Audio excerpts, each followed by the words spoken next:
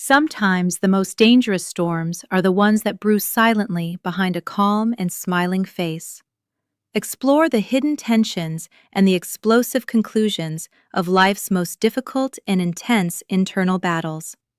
Subscribe now and stay tuned for the lightning strike in our next video. I didn't correct her when she assumed I was the assistant. I just smiled, handed her the site report, and said, "Everything's on schedule." She nodded without looking up. My brother sat next to her, adjusting his tie, not once glancing my way. That was October. By December, they were engaged. My name is not important. What matters is what I do, and what my family spent 6 years pretending I didn't do. I am a licensed master electrician. I own a contracting company in Charlotte, North Carolina. We handle commercial builds, industrial retrofits, and the kind of large-scale rewiring jobs that most firms won't touch without a team twice our size. I have 14 employees. I have a line of credit most people my age would not believe, and a reputation in this city that I built with my own hands, literally. My brother works in corporate finance. He wears Italian shoes to an office on the 14th floor and spends his days in meetings about meetings. My mother has his company headshot framed in the living room. Mine is not framed anywhere. I found out about the Christmas party the way I always find out about things in my family, through someone who assumed I already knew. My aunt called me the first week of December, asking if I was driving up or taking the train.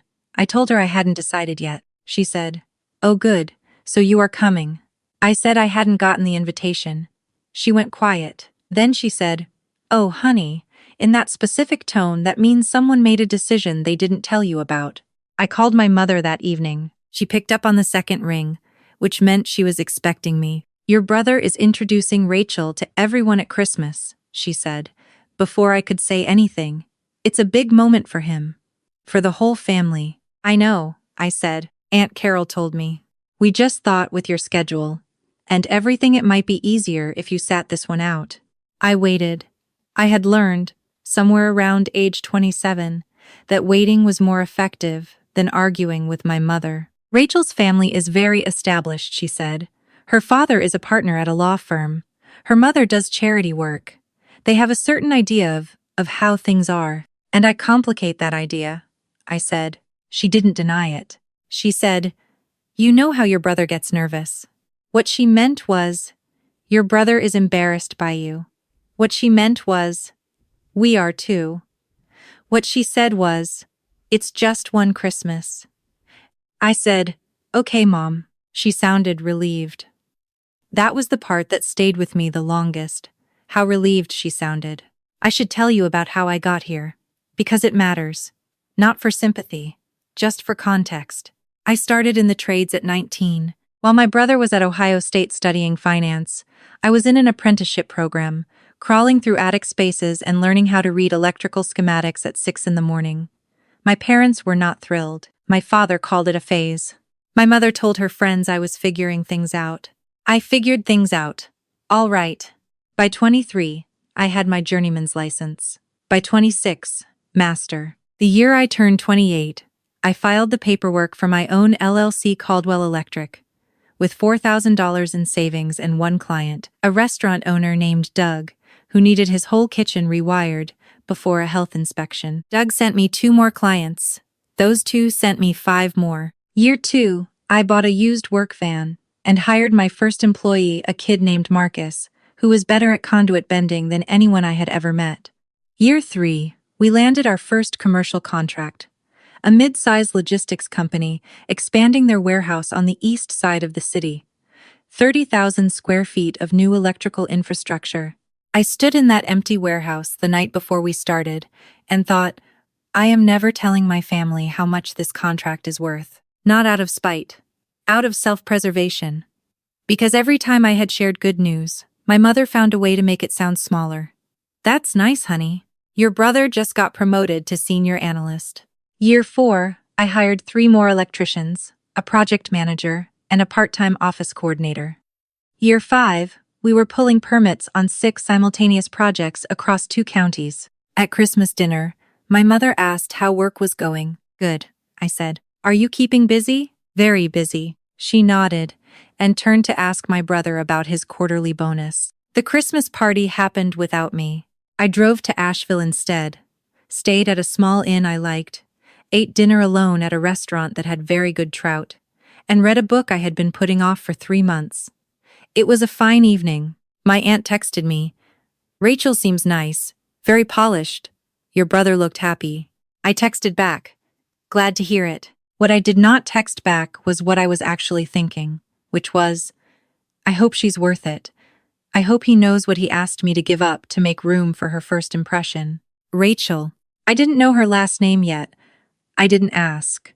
January came, and the city got cold, and I stayed busy, which is the best thing I know how to do when everything else feels sideways.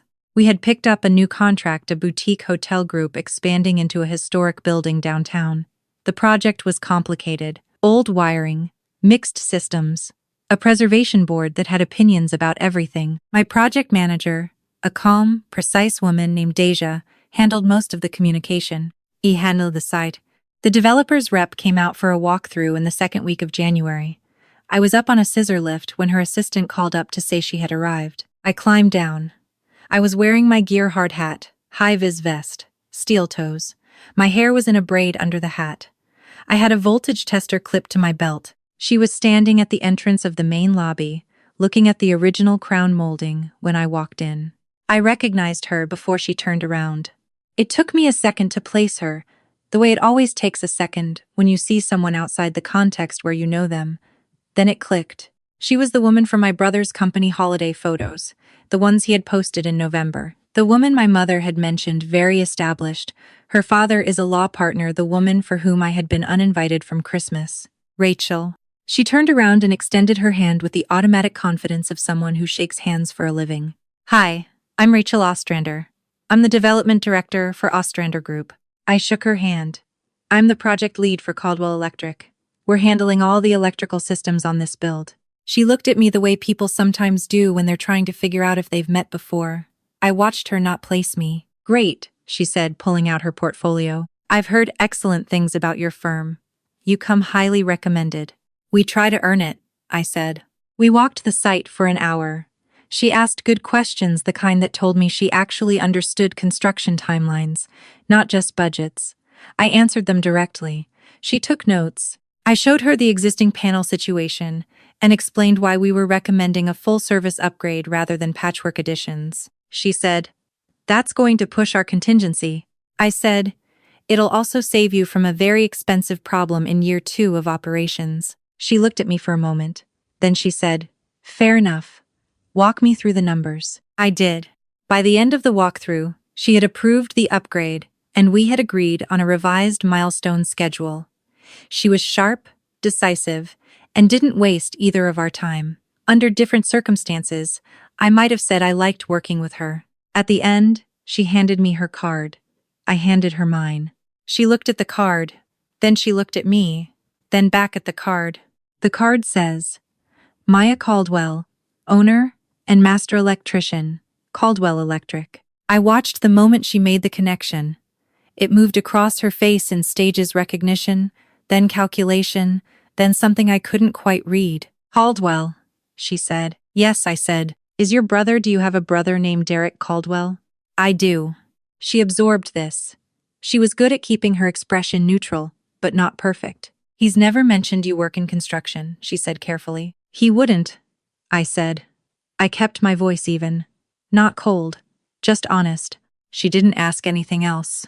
We shook hands again. She left. I drove home that evening and sat in my kitchen for a long time. I thought about calling my brother. I thought about what I would say if I did. "Hey, funny story. Your fiancé hired me. Did you know she runs the Ostrander Group? Did you know her development projects are exactly the kind of work my company does? Did you know she's been in the same industry as me this whole time, and you never once thought to mention that your sister might be useful to her, or her to your sister?" I didn't call him. I called Deja instead and told her we had green light on the service upgrade. She said, "I'll update the schedule tonight."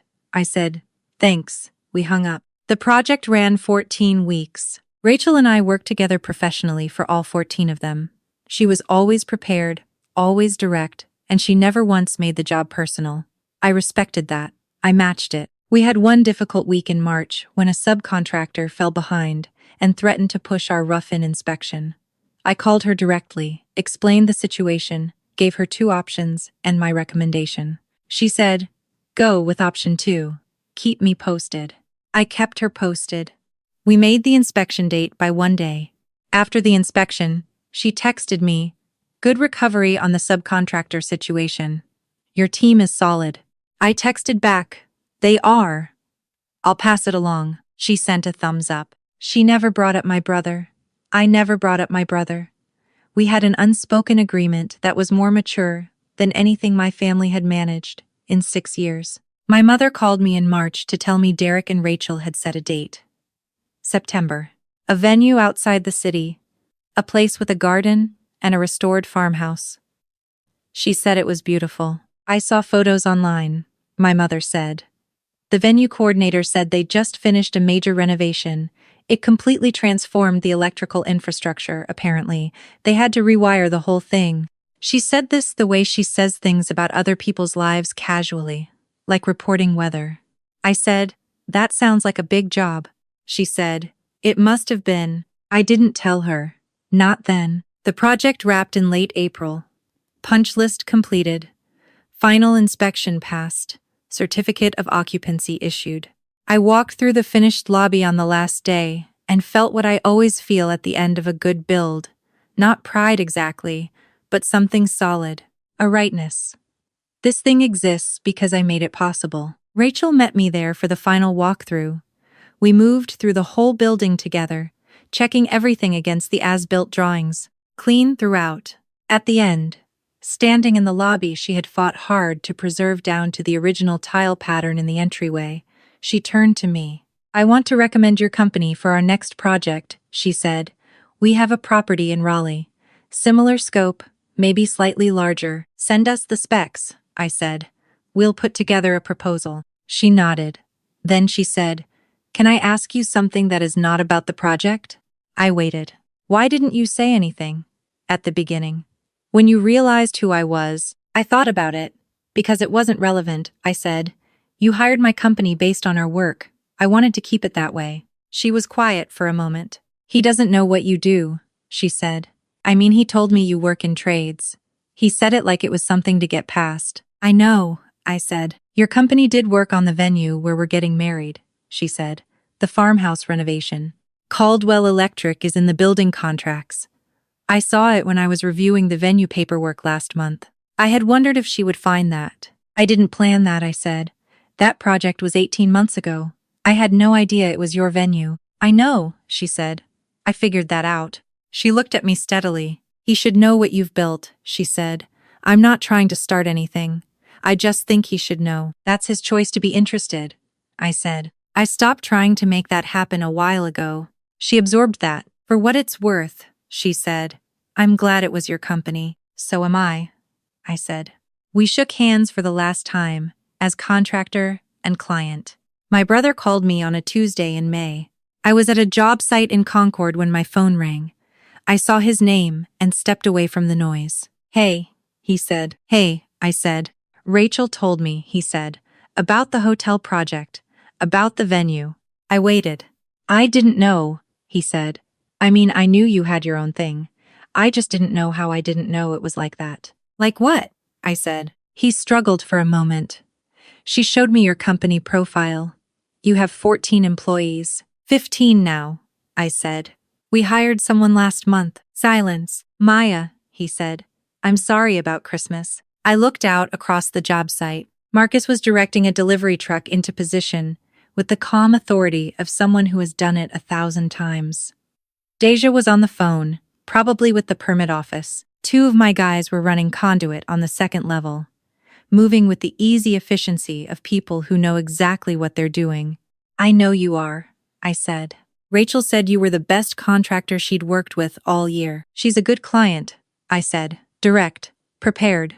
She knows what she wants." "She also said you never said a word about any of it." "It wasn't the place," I said. He was quiet for a long moment. "Can I come see a job site sometime?" he said. "Like actually see what you do?" It was not what I expected him to say. I thought about it. "Yeah," I said. I'll text you when we have something interesting coming up. Okay, he said. Derek. I said. Yeah? Don't tell Mom the revenue figures.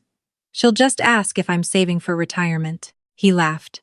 It was unexpected and real, and for a second he sounded like the brother I remembered from before everything got complicated. She already asked me that about Rachel, he said. Of course she did, I said. We hung up. I drove back to the site and got back to work. The afternoon light was coming in sideways, over the roofline, and the air smelled like lumber and concrete, and the particular metallic smell of a building becoming what it was meant to be. My phone buzzed. A new email from Rachel, copying our proposal team. The Raleigh project specs, 42 pages, with a note at the top that said simply, "Looking forward to working with Caldwell Electric again." I forwarded it to Deja, with one line, "Let's build something good." Then I put my hard hat back on and went to work.